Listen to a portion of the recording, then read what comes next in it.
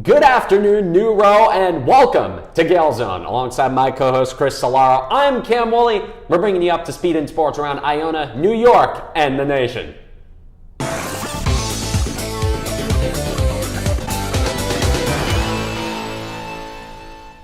Men's basketball is on a certified heater right now. Still undefeated to begin the year, they're turning heads not just on campus, but throughout the college basketball world. On Tuesday night, the Gales welcomed the Princeton Tigers to the Heinz Center and thoroughly boat raced them 89-69. IUTV's Rebecca Bittner is here with the story. I'm Rebecca Bittner for IUTV, where the Iona Gales won 89-69 against Princeton. Throughout the entire first half, the Gales asserted their dominance, with their biggest lead margin being 27 points. The defense that Iona played contributed to the continuing shooting struggles from the Tigers. Lamine Sabali and Cozy Akametu's aggression on the boards pushed them to collect 14 combined rebounds. Denver Anglin and Toby Harris continued to extend their range from three, knocking down a combination of 6 three-pointers. The weak defense from the Tigers contributed to the Gales winning the free throw battle during the game. Iona tested the limits of the Princeton defense in the second half by hitting three-pointers left and right.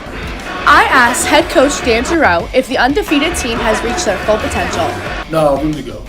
I think we're just trying to figure this thing out. I know that's very coach speak for being 4-0. I'm very proud of what we've done, and I'm very proud of our fortitude to win these games in different ways.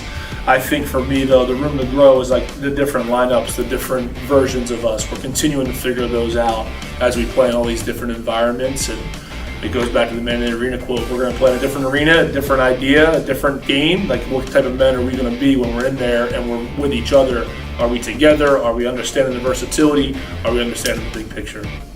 Among the players Giroux praised, Khalil Bedrew stood out. Cozy Akametu backed that up by discussing Bedrew's influence on the team. I think he gets us started. If there's games that we might come out for the sluggish, he comes in with that intensity. That fires everybody up, and that's a big deal for all of us. And again, like I said, we all mesh well together. So when we see one going right, it just uplifts everybody's energy. So yeah, that's a big time for me. For IUTV, I'm Rebecca Bittner. Thanks, Becca. The story in this one is the same as it has been all year, the Iona offense. Everyone ate in this contest as 6 different players reached double figures. Dan Giroux's boys moved to 4-0 on the year as they look to keep the wagon rolling at the Paradise Jam at 5:30 p.m. against Akron. Chris, what's going on with the women's team? As for the women, they aren't so fortunate as they fell to Davidson 82-52 on the road. There were a few positives, however. Zoe Ward dropped 21 points with 8 rebounds, hopefully something to build on for her. The team as a whole shot 50% from 3, however on only 10 attempts. For Davidson, Katie Donovan led them in scoring with 23 points on 10 of 14 shooting. This marks the second loss in a row for the Gales. They look to get back on track in the winning column on Monday night against Wagner. Oh boy, Cam, back in the New York groove for this basketball team. They are just so fun to watch every single time they hit the court. I mean, I'm in love with this team. I mean, I'm a freshman, and I know you've seen different teams at your time here at Iona, but man, this team is just on a whole nother level. CJ Anthony, can we just talk about CJ Anthony for a minute? That dog, I call him the prodigal son of Iona University. He's just so good. I mean, there's other people on this team, but he's the main leader. I mean, Cozy Akametu, Harris, the list goes on and on. But this team as a whole, they're playing with Dan Giroux, character, grit, even when something doesn't go wrong, or like, for example, they miss a shot, they got each other's back, and I'm in love with this team. I just don't know what else to say. 27.8 points per game so far for CJ Anthony, 111 minutes. Cam, I want to turn over to you because I know you've seen a lot of Iona teams here. What has it been about this team that they've been able to go on this 4-0 run so far undefeated that you're like, man, if this team could continue to play the way they are, they can win the MAC and potentially go on a little run here come March? I tell you said this team having the potential to go on a little run in March. They're giving me a special vibe. And you said these guys picking each other up. So many guys on this team can score from anywhere. The identity of this team, as we found out, is shooting. The three-pointer, mid-range from anywhere. D'Angelo preached positionless basketball, and that is what we are getting. If it's not CJ Anthony, it's Toby Harris. If it's not Toby Harris, it's Lamine Sabali. If it's not Lamine Sabali, it's Denver Anglin. There's an overwhelming amount of good scorers on this roster. It's like death by 1,000 paper cuts if you're an opposing defense. This has to be a nightmare to scheme against. And sure, there are weaknesses on this team. Sure, they leave a little bit to be desired in the paint, but just a phenomenal team to watch. I love what D'Angelo has been doing. And look at the way they interact with each other. It's like, look at Liz in an interview with these guys. I've been to all 3 home games, all 3 home wins thus far. Let's try and keep that going. Fingers crossed. Please. And they're all mobbing each other. It's like the whole team is in on the interview, not just the one that production selected. So just a phenomenal job so far from these guys. It's just ethical, aesthetically pleasing basketball. It reminds me, and I know it's a little crazy to say, but when I watch these guys, I get reminded of a team like those 2010 Golden State Warriors, where you just see just lethal, overwhelming shooting. And they can defend against the 3 ball as well. I don't have the stat in front of me, but I read in some tweet that Iona is one of the best teams in the country at defending against the 3-pointer. And we talked about, again, pro-style coaching from D'Angelo. That's a huge point of emphasis in the NBA.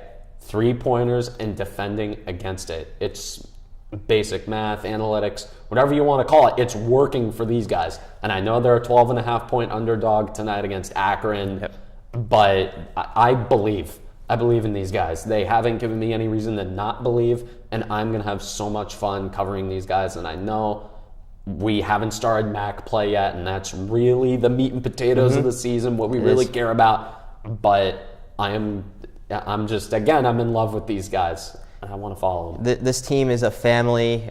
We hope tonight that they continue this hot stretch. Akron is going to be a tough team for them. They haven't faced a tough team like this, but I got faith in them, and this is the type of team that you're going to be seeing come March. So let's hope the Gales continue this defeat against Akron and move on this Paradise Jam. I wish I was there right now, just sipping a pina colada, enjoying myself. The team is having a blast, but good luck tonight, guys. We're watching on ESPN. I even wearing my bracelet, it says Iona basketball, so that's how much I love this team. So go Gales. But speaking of go Gales, let's move on to men's water polo. What do you got on them? Playoff time for the Gales. Despite the men's water polo team ending on a 3-game losing skid to MIT, Harvard, and the Brown Bears, the Gales will head to Providence, Rhode Island to take on number 5 MIT in the opening round of the Northeast Water Polo Championship. We look forward to seeing how far the men's water polo team can go this postseason. Iona Volleyball has some exciting news as well. After their season came to a close, rookie Julia Leonardo has earned the title of MAC Rookie of the Year. The freshman from Massachusetts also earned her place on the All-MAC second team as well. Congratulations to her. Chris, another big winner for Iona, cross country. Oh my God, so exciting. Gales to the Natty. After capturing the MAC title and finishing second out of 38 teams out of the NCAA Northeast Regional Championship, the Iona Gales men's cross-country squad is officially heading to the national championship in Missouri.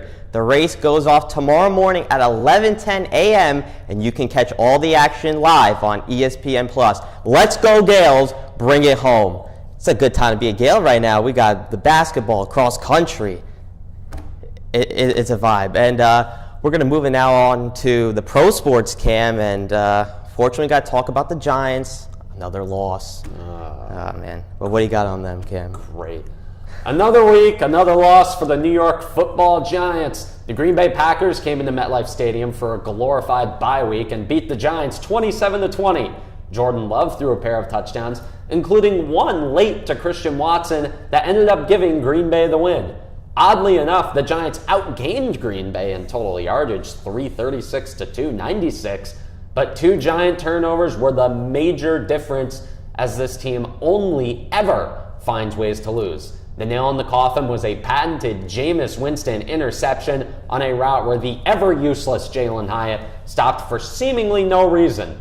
The Giants fall to 2-9 and travel to Detroit on Sunday. Chris, what exactly am I supposed to say? It's November, they're 2-9, and they have absolutely nothing to play for. What, should I have some overblown reaction to Abdul Carter sleeping in a meeting or Cam Scadaboo going to Raw? Because, sure, Abdul Carter falling asleep in a meeting, it's bad. I mean, you can't really defend against it.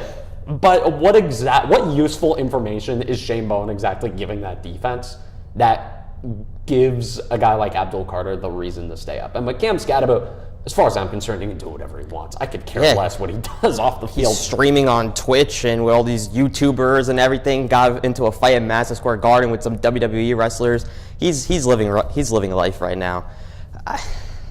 They need to just go home, just end the season. I don't know what else to say. I mean, 2-9, 5-game losing streak. It's really not much to say. And obviously, we heard today Jackson Dart's not going to be playing. So it's probably going to be Winston again. They haven't officially confirmed which quarterback is playing, but I'm assuming they're going to throw him back out there. But it just sucks. Just end the season, go home, and just get ready for next season, because when you get Dart back, you got Scadaboo and Neighbors and whoever this new head coach is going to be, just I don't know, sad. That's all I can think about. Sad, anger, frustration. Really 3 main words you could describe about this Giants team.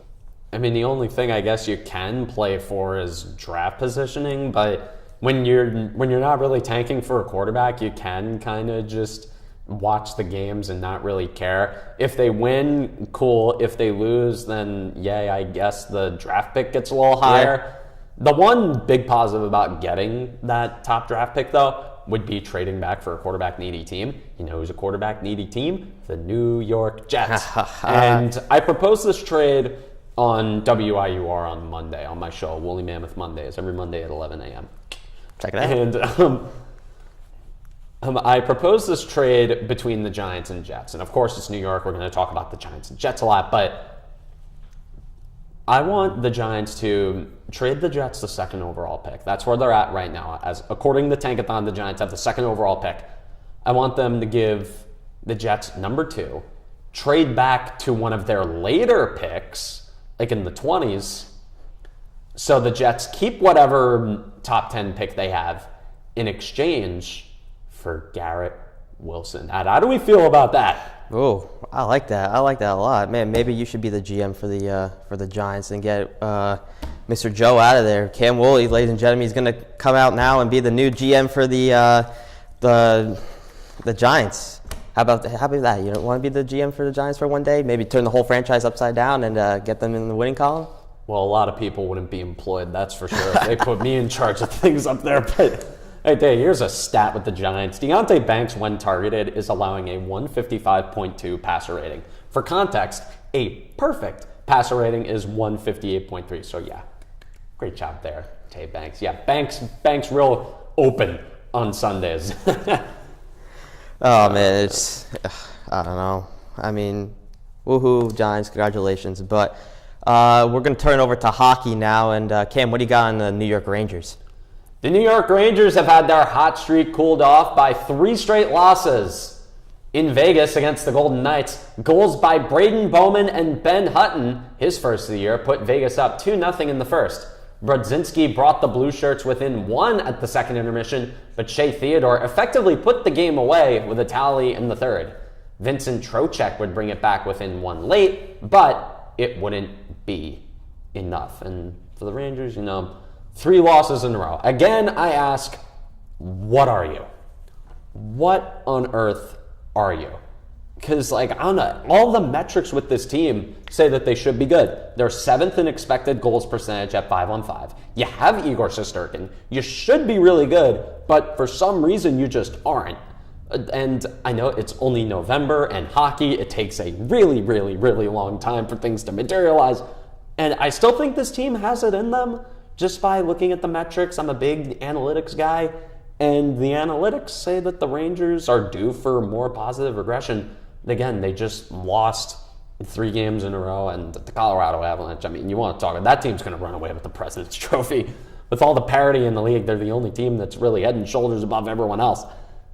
But I mean, what do you got on the? Well, this year? there was a clip that I saw of JT Miller, the captain, and during the Vegas game, he wasn't playing any sort of defense. He was just skating around, and that's how the Vegas Knights scored a goal in the second period. I'm like, what is he doing? He's just skating around, not playing defense.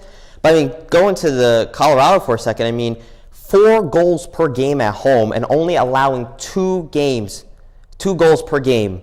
So, I mean, like you said, I think they're going to run away with the cup. I just think, they need to play better, sharp defense. And with this, with the Vegas team, I mean, Vegas created a lot of traffic and they were able to, stop, the Rangers from scoring. But I think they need to do a better job at that. They need to shoot more. They need to defend better on special teams.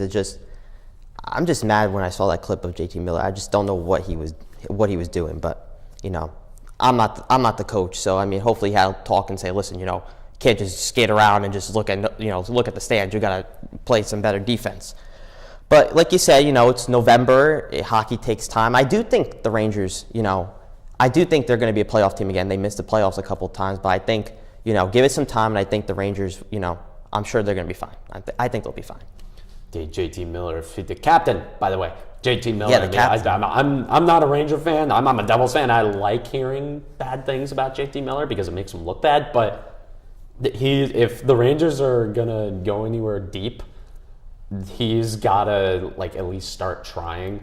Because a huge problem with the Rangers last year was effort from the top guys. And if you're going to bring in a guy who's known for being hard-nosed, but not have him be hard-nosed or put in any effort, it's going to lead to things being bad. And I think they kind of have a limited ceiling, too. Yeah. Well, we're going to turn it over now to the Islanders, and what a game they had. The Islanders earned a hard-fought 3-2 win in a game that was intense from start to finish. After a quiet first period, they finally grabbed the lead in the second, but Dallas answered quickly to tie it. In the third, the Islanders took control by scoring twice, including a huge shorthanded goal that gave them some breathing room and shifted the momentum their way. Dallas made a late push and scored with the goalie pulled, making the final minutes stressful. The closing moments were chaotic. A big hit injured an Islanders player, and the Stars thought they tied the game in the last seconds, but the goal was overturned on review for goalie interference. It wasn't perfect, but thanks to strong goaltending and a gritty team effort, the Islanders held on and improved their road record to 5-1-0, showing resilience and toughness in a wild road victory. Wild road victory, like I said, that was an intense game. And, when I think about this game, I feel like, the Islanders, they're known to be this resilient team, to fight back. And when they had tough losses during the season thus far, they were able to get back right up and win the next one. And I think this type of win, I feel like they can go on a little hot streak here. I'm not going to lie. I feel like they can, build some momentum because that game was, pretty close. And, every win matters. They're trying to get that playoff spot. And I just think that I feel like they're going to go on a winning streak here. I don't know about you, Cam, but I feel like after that win they had, I feel like they're going to go and win the next, 4 or 5 games, I would say. You can't always have a winning streak that long because somebody's going to snap it. But I think a little 4 or 5 winning streak they can get going here after this game. I tell you, dude, you talked about the Islanders being gritty and resilient. You're talking about them like they're some second wild card team that's going to scrap and bite their way up. These guys are a wagon. I'm going to go as far as say they're the best team in the New York metro area. They've got depth, speed, youth, star power, and goaltending.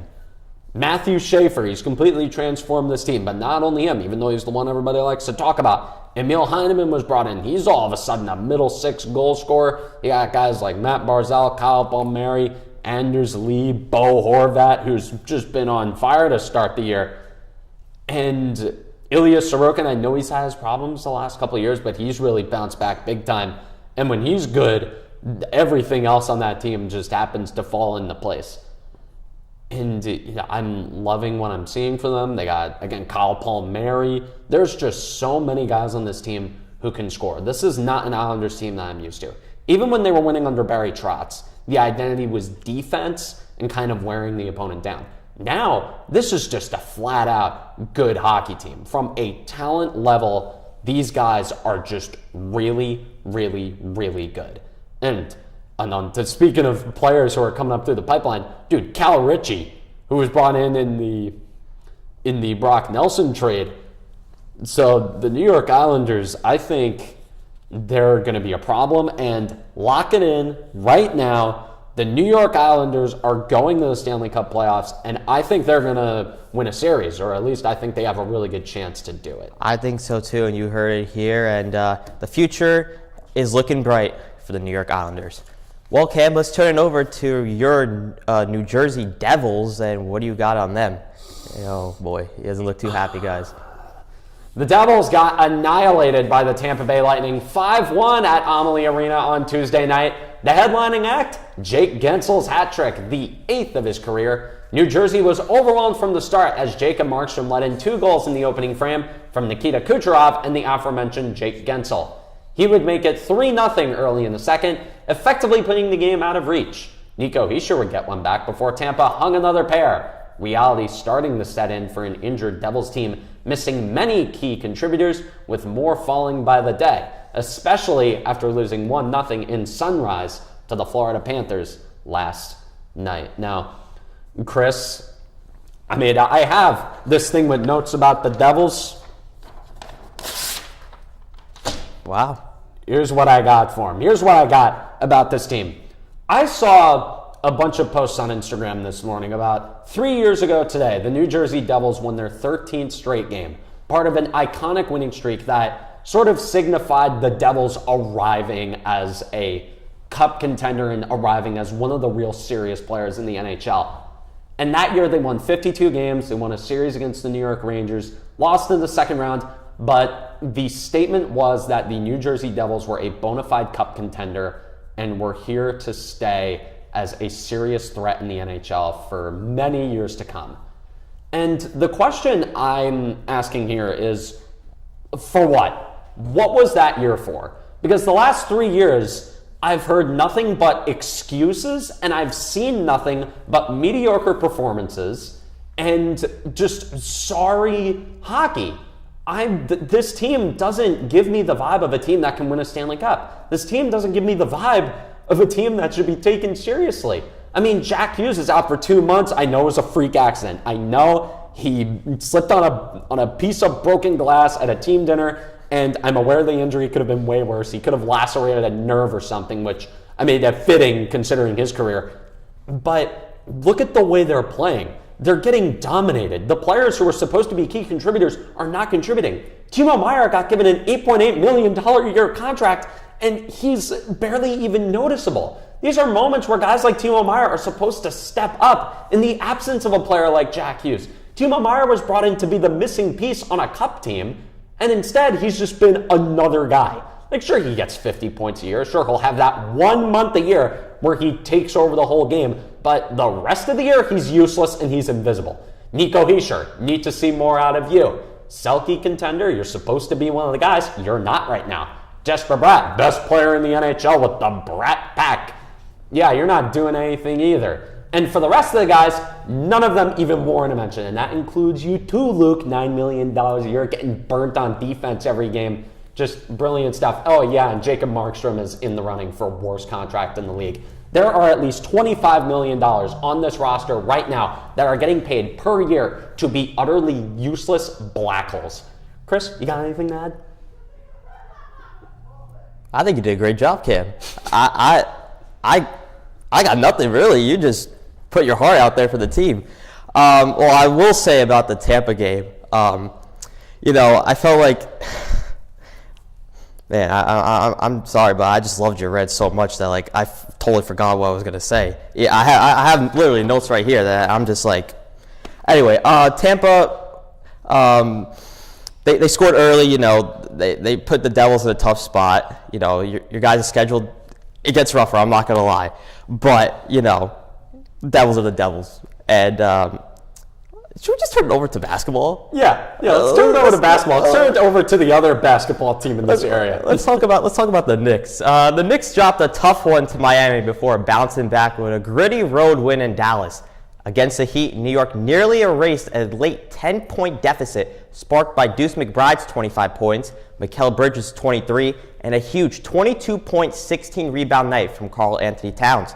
The Knicks had multiple chances to tie in the chaotic final seconds, but Towns couldn't convert on several putbacks, and a goaltending call that briefly tied the game was overturned, allowing Miami to escape with a 115-113 win.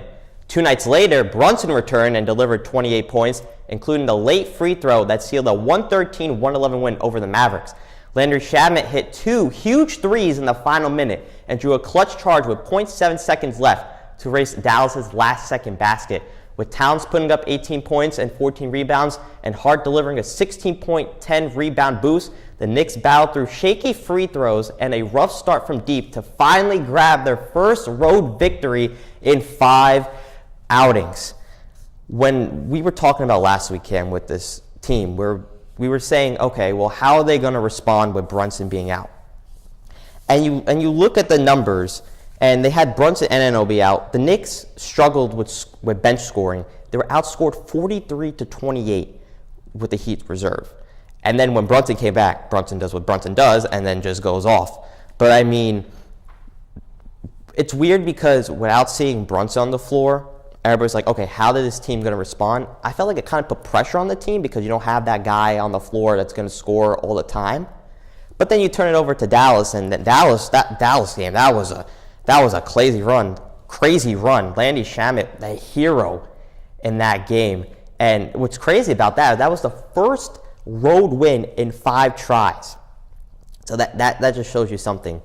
Some things that I think the Knicks need to clean up.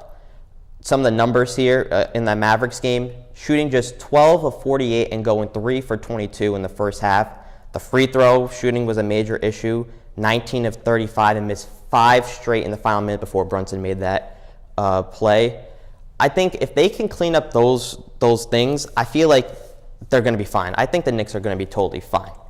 I personally think. And we know the standards are high.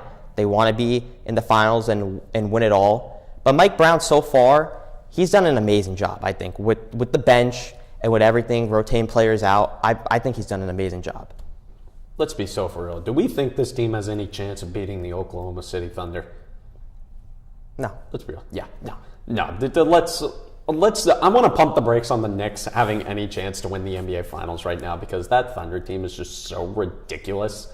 And there's a chance that they may win the draft lottery and draft a player like Cam Boozer. So, I mean, of course, with the Knicks, I mean, they've been very shaky lately. And you talked about Jalen Brunson, the absence of him. This is a league that has been, for God knows how long, run by stars. And when you have a guy like Jalen Brunson, who is your star, out, you're obviously going to struggle. It doesn't matter who you play, whether you play the Miami Heat, the Dallas Mavericks, although the Dallas Mavericks didn't have Cooper Flagg. So the Knicks only winning by 2 points and drawing a little controversial charge there at the end. Things are starting to get a little concerning. This isn't as much of a wagon as I thought they would be. But again, it's only November. I think there's a lot of time for things to materialize, especially in both of these sports, both hockey and basketball. If you have an 82-game regular season, unless you're a team like the Thunder, where you know you're just going to be great and you're just going to steamroll everybody, then things are going to take a little bit to fall into place. And the Knicks, what they got to do, they got to get these injuries under control. Because, again, like I said, stars run this league. And if you don't have your stars healthy for most of your big games, you're going to lose a lot of them. So, I mean, with the Knicks, I think the East overall is still weak enough for them to be able to make a run. And I feel like that's going to be my litmus test every week with them, has what they've shown me over the last week enough to convince me that they can make a run in the Eastern Conference? And this week, confidence level's a little lower, but I think as the months progress, as we get to like February, maybe after the trade deadline where they can add on a player or two, I think that confidence level will get higher. But for now, I think we're just going to let things play out with the Knicks. They got to stay healthy. I don't know what the trainers are doing, but they got to be better. Yeah, they do. Like you said, there's ebbs and flows of a season. It's just a matter of when it does get to that low, how can they rebound and continue to go up and up? But I think, like you said, I think the Knicks, they're going to be fine. Let's see how these next few games play out. And like you said, the injuries, they need to be solved. they need to be solved. I don't know what the trainers are doing, like you said, but I have faith in the Knicks. Hopefully, cross fingers. And we just got breaking news. Water polo's winning 3-1. So, man, we should just not even talk about the pro sport. Just talk about Iona sports at this point. But go Gales. Go Gales. Go Gales. Fight the good fight, as we say. That'll be all from us today. On behalf of the entire crew here at Gale Zone, thank you so much for tuning in. From Chris Solaro, I'm Cam Woolley, telling you to take care, have a good weekend, go Gales, happy Thanksgiving, but get your homework done. We got finals coming up. Yeah, See get ya. that homework done.